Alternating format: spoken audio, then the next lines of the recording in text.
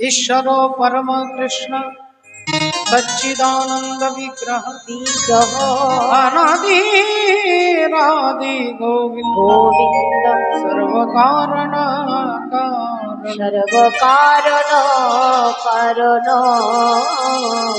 जय निताई जय राधे श्याम। श्रद्धेय बाबा ठाकुर भक्तिमती बायरा आज থেকে 540 বছর পূর্বে শ্রীধাম নবদ্বীপের মাঝে কলিযুগ পাবন অবতার দয়াল শ্রীকৃষ্ণ চৈতন্য মহাপ্রভু আপামর জীবকে করুণা করবার জন্য তিনি নেমে এলেন।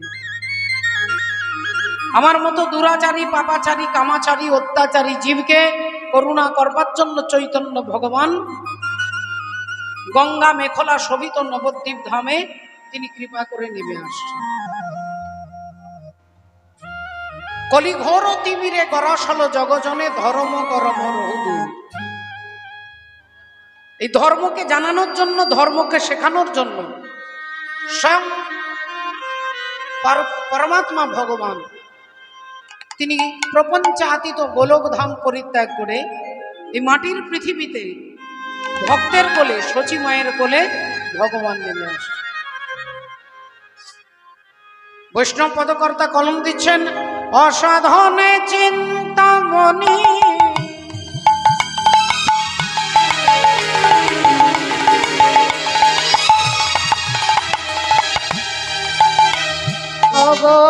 অসাধনে চিন্তামণি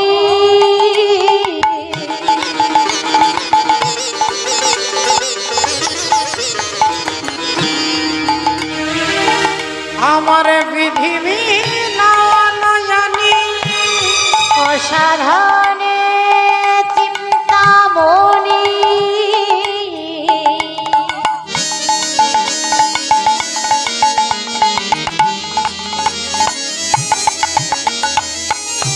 বিধি মিলামনয়নি ও গয় আমার গরবর দয়াল সাগর,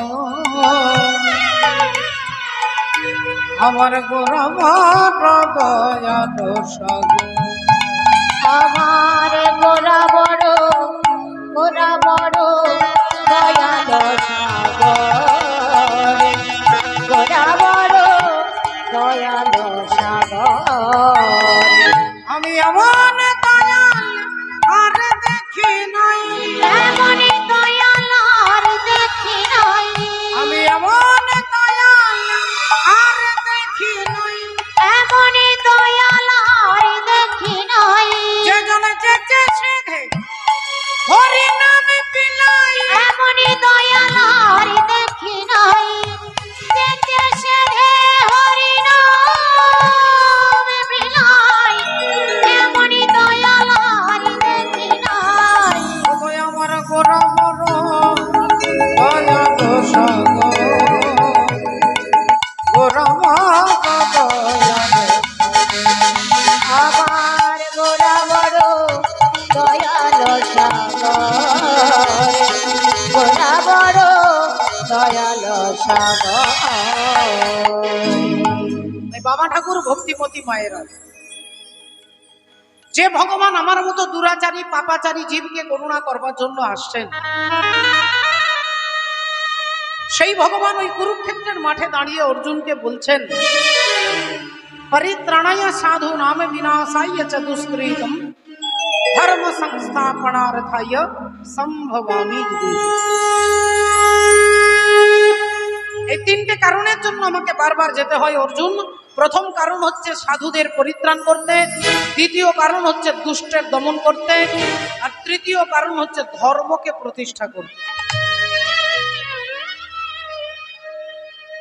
তাই ভয় চৈতন্য চরিতামৃতে বললেন, কোন ভাগ্যে কোন জীবের শ্রদ্ধা যদি হয় তবে তো সেই জীবে সাধু সঙ্গ করায়। সাধু সঙ্গ হইতে হয় শ্রবণ কীর্তন, আর কীর্তন হইতে হয় জীবের অনর্থ নিবর্তন। কীর্তন হইতে হয় জীবের অনর্থ নিবর্তন। অনর্থ নিবৃত্তি হবে জীব যেদিন সাধুর কৃপা পাবে। অনর্থ কাকে বলে না? যেটা আমার নয় সেটা আমার মনে হয়, যেটা আমার নয় সেটা আমার মনে হয়। আমার মনে হয় আমার বাড়ি, আমার ঘর, আমার ছেলে, আমার মেয়ে, আমার জমি, আমার গাড়ি, এই যে আমার মনে হচ্ছে, এটাই হচ্ছে অনর্থ। আর এই অনর্থ নিবৃত্তি হয় জীব যেদিন সাধুর কৃপা পেয়ে যাবে। তাই সাধু সঙ্গ সর্বশাস্ত্রে কয়, লবমাত্র সাধু সঙ্গ জীবের সর্বসিদ্ধি হয়। হরি বল। এই জগতের জীবকে সাধু সঙ্গ করানোর জন্য স্বয়ং ভগবান সংকীর্তন প্রচার করলেন। সংকীর্তনের পিতা তিনি। সংকীর্তনাইকা পিতরো কমলায় তাক্ষৌ। এই সংকীর্তনের ভগবান আমার গৌর সুন্দর হরিনাম নিয়ে এলেন ওই গোলক থেকে এই ভুলোকে। গোলক থেকে এলো ভুলোকে, নাম ছিল গোলকে, এলো লোকে। ছিল গোলকে, এলো লোকে। নাম ছিল গোলকে, এলো লোকে। নাম ছিল গোলকে, এলো লোকে। ছিল গোলকে, নাম এলো গোলকে। নাম ছিল গোলকে, এলো লোকে। আহা ছিল গোলকে।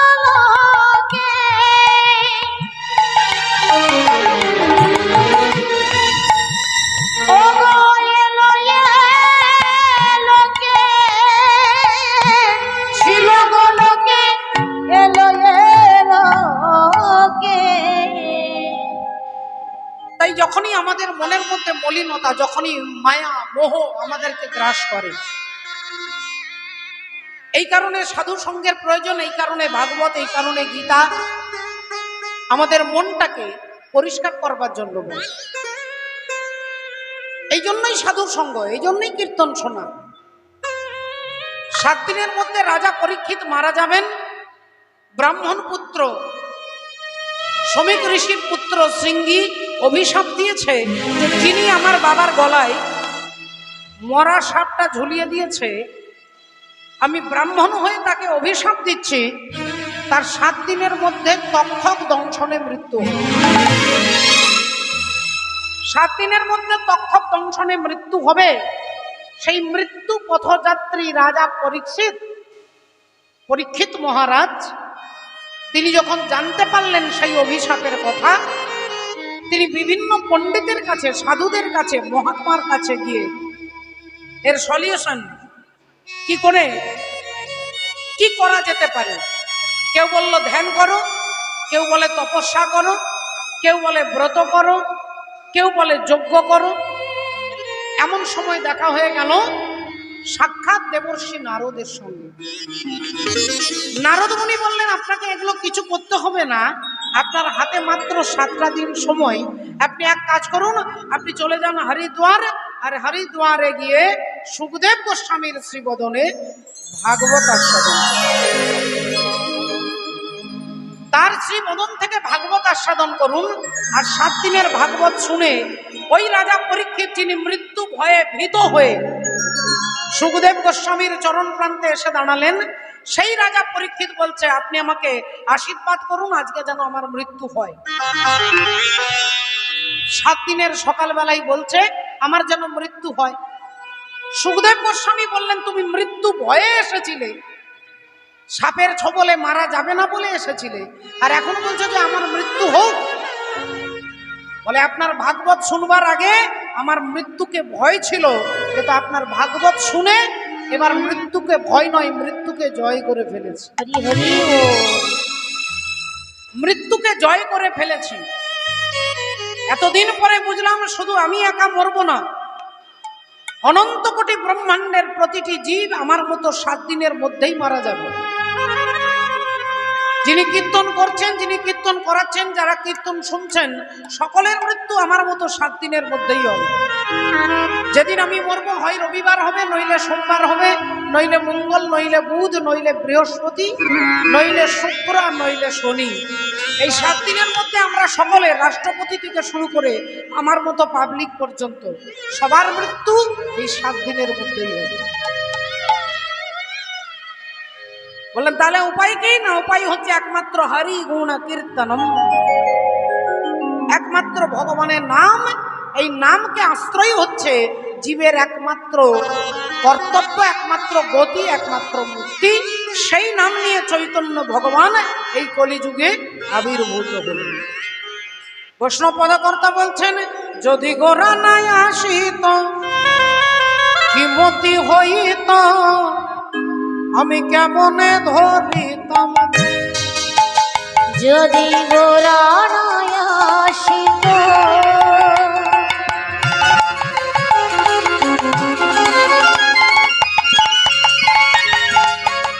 বিমতি হইত, কেমনে ধরিতাম দে। যদি গোরা নাই আসিত কি মতি হইত, আমি কেমনে ধরিতাম দে। যদি গোরা নয় আসিত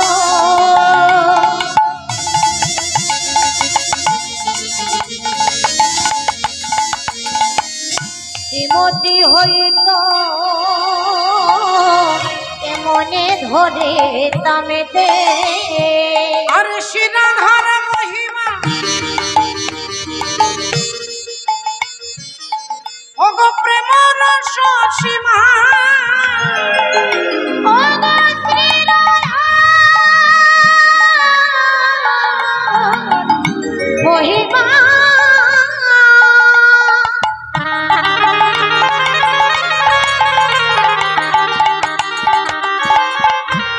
আইব তোরা দেখে যা।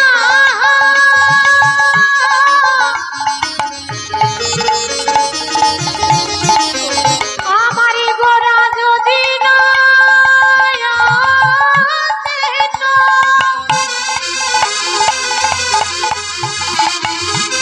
আমারি রাধার মহিমা কে জানত। অগ শ্রীরাধার মহিমা প্রেম রস সীমা, রাধার মহিমা প্রেম রস সীমা, বলি জগতে জানাত কে গো, বলো জগতে জানাত কে। আহা শ্রী রাধার মহিমা প্রেম রস সীমা,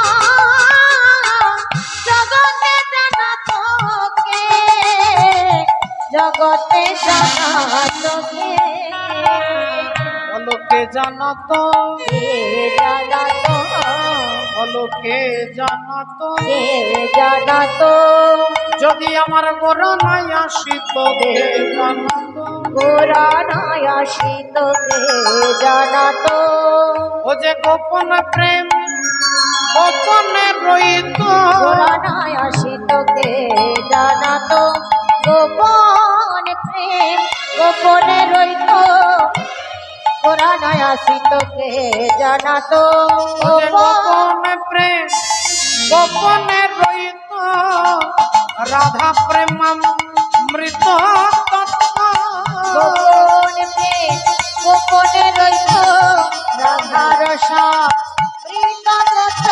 গোপন প্রেম গোপনে রইত, আমার আমার রাধার কথা গোপন প্রেমে গোপনে রইত, রাধার প্রীত তত্ত্ব। গোপন প্রেমে গোপনে রইত, গোরা নয় আসিত কে জানাত।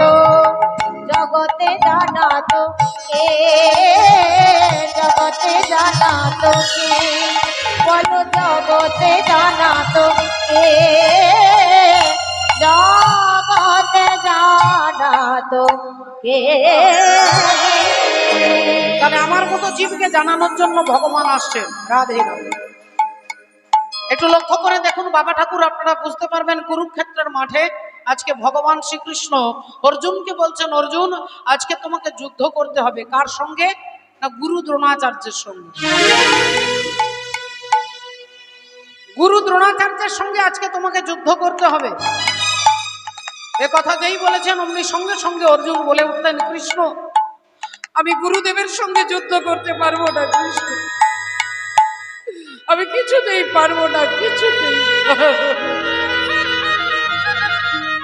আমি আমার গুরুদেবকে কিছুতেই যুদ্ধে তাকে আমি পরাজিত করতে পারবো না, তাকে আমি অপমান করতে পারবো না, তাকে আমি আঘাত করতে পারবো না। ভগবান বললেন, অর্জুন আমি যা বলছি তোমাকে তাই করতে হবে। তবে একটা কথা তোমার জেনে রাখা দরকার, যে কুরুক্ষেত্রের মাঠে এমন কোন বীর ব্যক্তি নেই, এমন কোন বীর ব্যক্তি নেই যিনি গুরু দ্রোণাচার্যকে হারাতে পারবে না। গুরু দ্রোণাচার্যকে হারাতে পারবে এত বড় বীর কুরুক্ষেত্রের মাঠে 18 অক্ষহিনী সেনার মধ্যে ক্ষমতা নেই। কেউ পারবে না দ্রোণাচার্যকে হারাতে। অর্জুন বললেন, তাহলে তুমি আমায় যুদ্ধ করতে বলছো কেন? ভগবান বললেন, একটা উপায় আছে। তোমার গুরুদেব দ্রোণাচার্য তিনি সাত্বিক ব্রাহ্মণ, আর সাত্বিক ব্রাহ্মণ যারা তারা 3 বার গায়ত্রী মন্ত্র জপ করে, একবার ভোরবেলায়, একবার দুপুর বেলায়, একবার সন্ধ্যে বেলায়। তাই গুরু দ্রোণাচার্য যখন আগামীকাল ভোরবেলায় ওই গাছের তলায় বসে চোখ বন্ধ করে গায়ত্রী মন্ত্র জপ করবেন, তুমি চুপি চুপি গিয়ে তার চরণ দুটো ছুঁয়ে প্রণাম করবে। তুমি চুপি চুপি গিয়ে তার চরণ দুটো ছুঁয়ে প্রণাম করবে। বলে তারপর না, তারপর গুরু দ্রোণাচার্য চোখ বন্ধ করে তোমার মাথায় হাত রেখে বলবে, বলো বৎস তুমি কি চাও। আর যখনই তিনি বলবেন তুমি কি চাও, তুমি তাড়াতাড়ি বলবে, গুরুদেব আমি জানতে চাই আপনার মৃত্যু কিভাবে হবে। না হতে পারে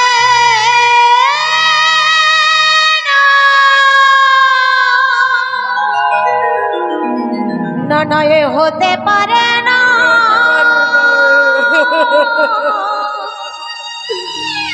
হতে পারে এ হতে পারে না। ভগবান বললেন, এই প্রশ্ন তোমাকে করতে হবে, আমি বলছি তুমি যাও। এ হতে পারে এই দেশকে বাঁচানোর জন্য, এই দেশকে বাঁচানোর জন্য তোমাকে প্রশ্ন করতে হবে, আমি তোমাকে বলছি তুমি যাও। যখনই তুমি জিজ্ঞাসা করবে আপনার মৃত্যু কি হবে, কিভাবে হবে, তখনই তিনি উত্তর দেবে, সেই উত্তরটা জেনে তুমি চলে আসবে। তাই ভগবানের কথা মতো অর্জুন ধীরে ধীরে হাঁটতে হাঁটতে ভোরবেলায় গুরু দ্রোণাচার্যের কাছে এসে দাঁড়িয়েছেন। গুরু দ্রোণাচার্য চোখ বন্ধ করে তিনি গায়ত্রী মন্ত্র জপ করছেন। অর্জুন গিয়ে যেই চরণে হাত দিয়ে প্রণাম করেছেন, অমনি দ্রোণাচার্য ভাবলেন অনেক ছাত্র আছে, অনেক শিষ্য আছে, তাহলে কেউ হয়তো এই ভোরবেলায় আমাকে প্রণাম করছে। তিনিও চোখ বন্ধ করে মাথায় হাত রেখে আশীর্বাদ করে বলছে, বলো বৎস তুমি কি চাও, বলো তুমি কি চাও, আজকে যা চাইবে তোমাকে তাই দেবো, বলো কি চাও। অমনি অর্জুন তাড়াতাড়ি জিজ্ঞাসা করছে, গুরুদেব আমি জানতে চাই আপনার মৃত্যু কিভাবে হবে। আরে প্রশ্নটা যখনই করেছেন দ্রোণাচার্য চোখ বন্ধ করে থাকতে পারলেন না। দ্রোণাচার্য চোখ বন্ধ করে থাকতে পারলেন না, মুহূর্তের মধ্যে বড় বড় চোখ করে তাকিয়ে চিৎকার করে উঠেছে, কে?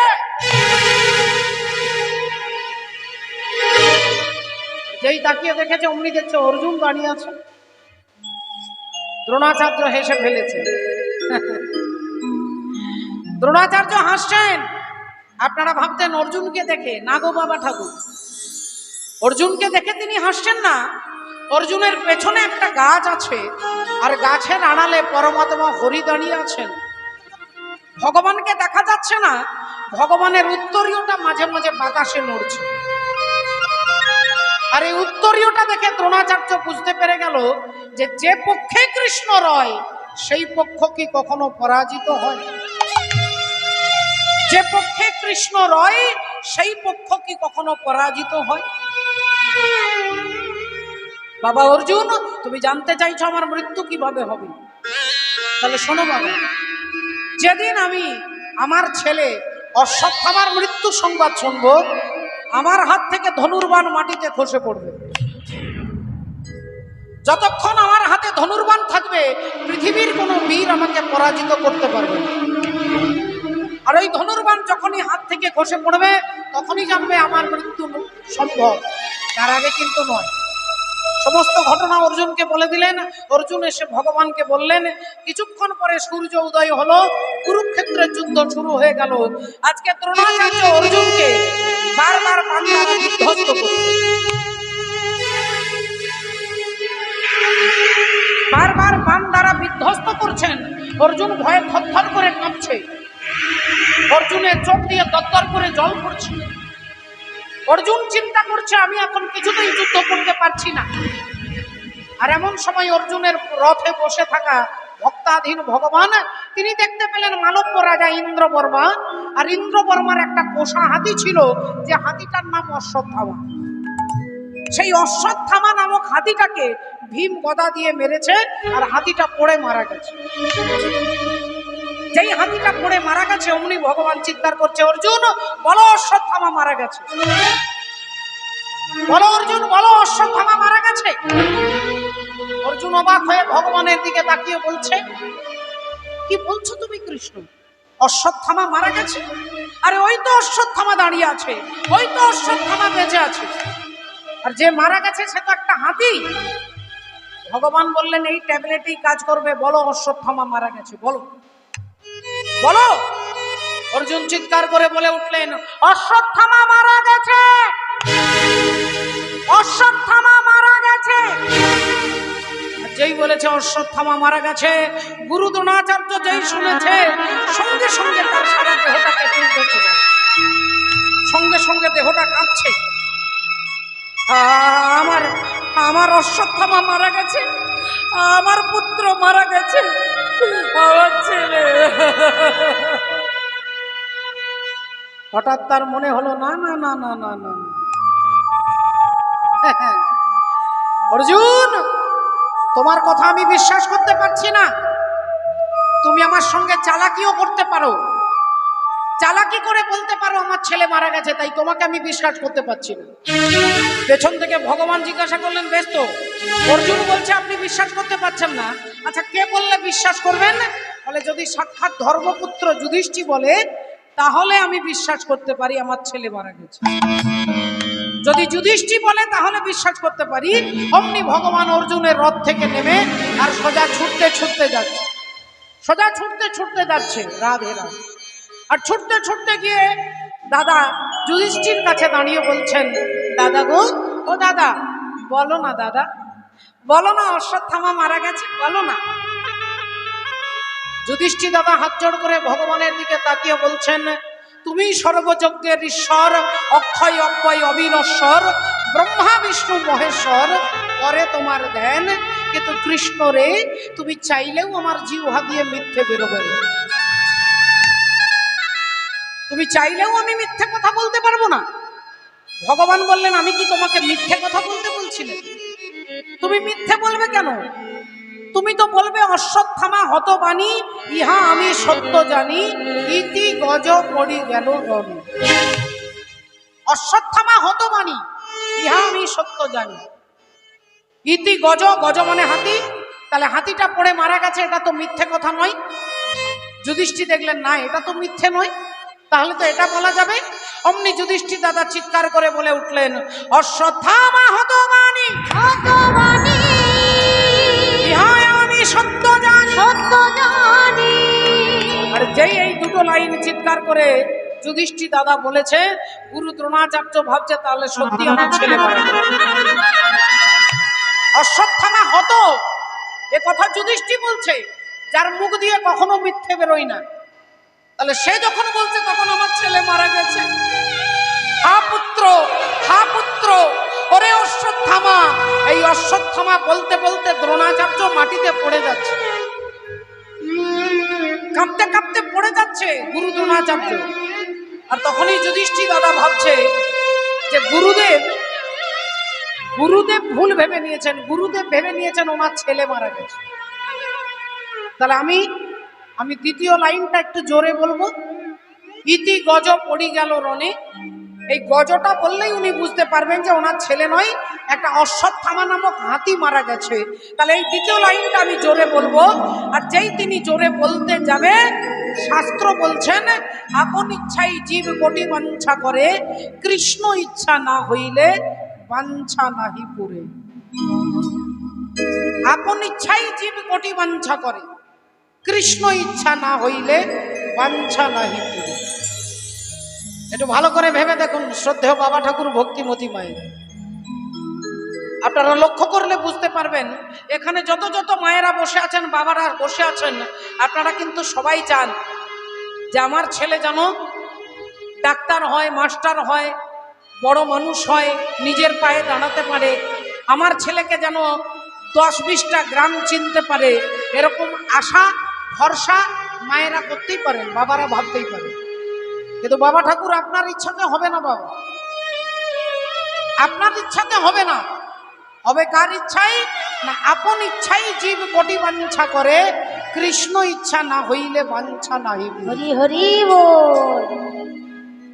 রাবণের ভাই ছিল কুম্ভকর্ণ, আর কুম্ভকর্ণের অনেক দিনের একটা ইচ্ছে যে আমি স্বর্গের রাজা ইন্দ্র হব, আমি স্বর্গের রাজা ইন্দ্র হব, আমি ইন্দ্র আসনে বসবো, আমি ইন্দ্রাসন চাইব।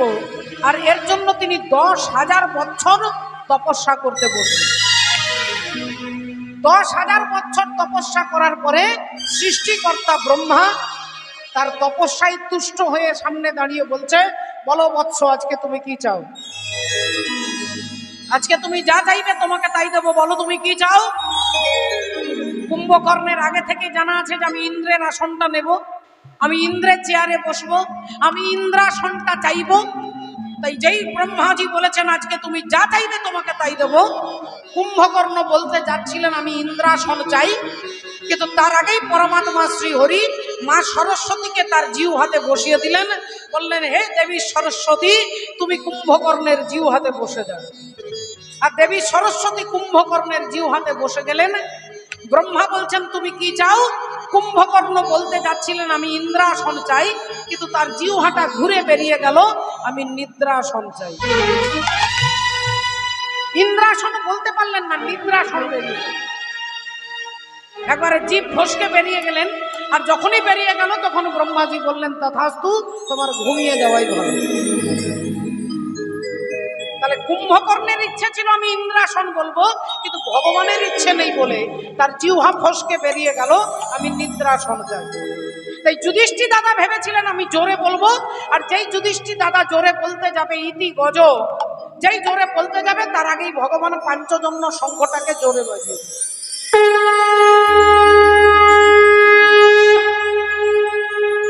এত জোরে বাজিয়ে দিলেন যে দ্রোণাচার্য শুনতেই পেলেন না।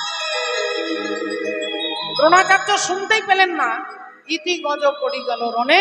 আর যেই দ্রোণাচার্য পড়ে গেল, ধৃষ্টদ্যুম্ন এসে দ্রোণাচার্যকে বধ করল। এবার আপনারা বলবেন, এখানে যত যত মায়েরা বাবারা বসে আছেন, প্রশ্ন জাগবে যে ভগবান এরকম চালাকি করলেন কেন? মহাভারত খুলে দেখুন, দ্রোণাচার্য সাত্বিক ব্রাহ্মণ, দ্রোণাচার্য জিতেন্দ্রীয়, দ্রোণাচার্য ভদ্র, দ্রোণাচার্য বীর, দ্রোণাচার্য পণ্ডিত। কিন্তু সেই দ্রোণাচার্যকে এভাবে চক্রান্ত করে চালাকি করে কুরুক্ষেত্রের মাঠে মরতে হলো কেন? ভগবান দেখিয়ে দিলেন যে দ্রোণাচার্যের অনেক গুণ আছে, কিন্তু একটাই বদগুণ আছে। আর এই একটাই বদগুণ হচ্ছে কি না, অসৎ সঙ্গ। দ্রোণাচার্য কার পক্ষে ছিল? বলে গুরু হরিবল, দুর্যোধনের পক্ষে। আর দুর্যোধনের পক্ষে, দুর্যোধন মানে দুর্জন ব্যক্তি। আর ওই দুর্জন ব্যক্তির সঙ্গ করলো বলে যেমন কুরুক্ষেত্রের মাঠে তিনি বিনাশ হয়ে গেলেন, এই সংসার কুরুক্ষেত্রে তুমি ডাক্তার, মাস্টার, নেতা, মন্ত্রী, কীর্তনিয়া, তুমি পণ্ডিত, মূর্খ, ধনী, দরিদ্র, যেই হও না কেন, এই সংসার কুরুক্ষেত্রে তুমি যদি অসৎসঙ্গ করো তাহলে তোমার বিনাশ অবশ্যম্ভাবী। হরি বলে রাধে রাধে। শ্রদ্ধেয় বাবা ঠাকুর ভক্তিমতী মায়েরা, তাই চৈতন্য ভগবান এই সাধু সঙ্গ করানোর জন্য আসে। সাধু সঙ্গ, হাসি মাখা বদনে আর ছল ছল নয়নে, আনন্দ কাননে মন রময় নিবাস। একবার হরি বল হরি বল মনে রে আমার হরি বল।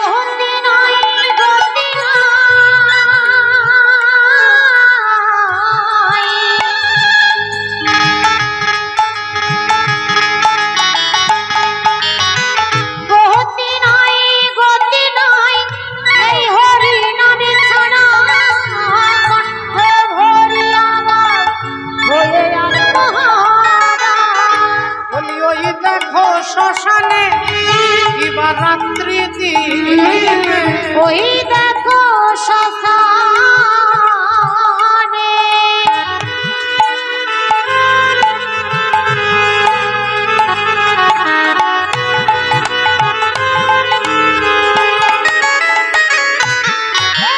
ওই দেখো শ্মশানে কিবা রাত্রি দিনে পুড়িতেছে মানুষের কত অহংকার।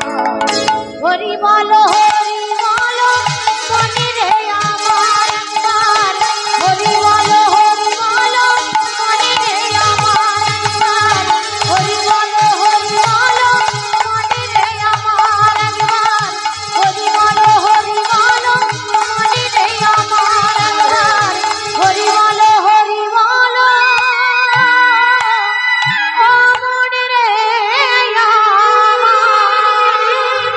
হরিবলা ঠাকুর হরিবল বলাতে আসছেন।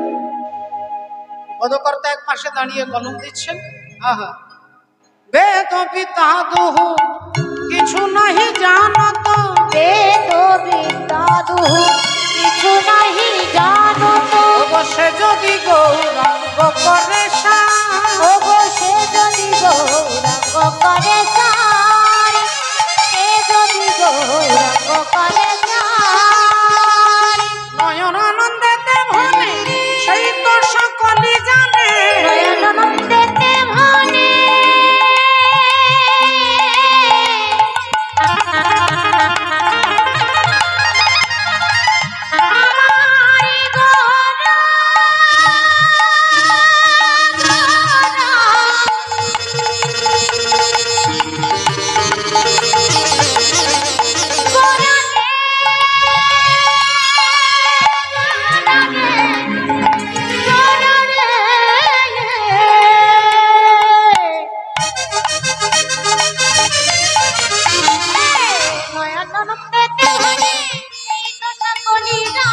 সর্বসিদ্ধি করতলে সর্বসিদ্ধি করতলে সর্বসিদ্ধি করতলে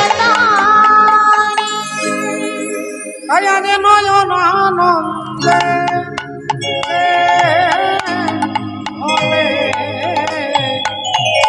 এই দশা জানে। নয়নানন্দেতে মনে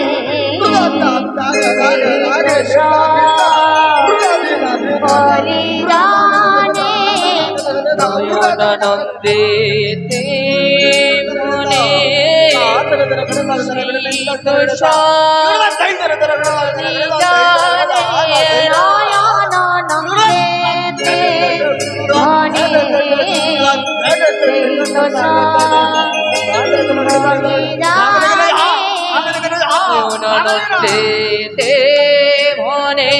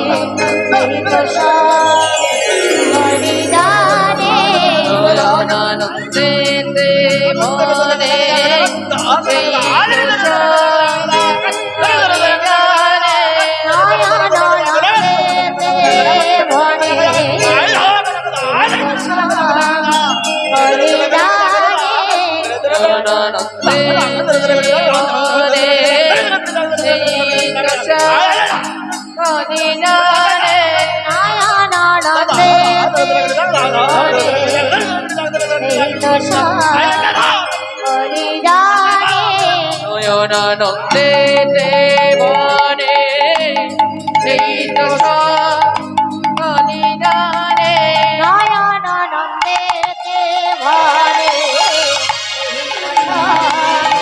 বলিদানে নয়ন নন্দে দেবনে বলিদানে নয়ন নন্দে দেবনে বলিদানে নয়ন নন্দে দেবনে বলিদানে নয়ন নন্দে দেবনে বলিদানে নয়ন নন্দে দেবনে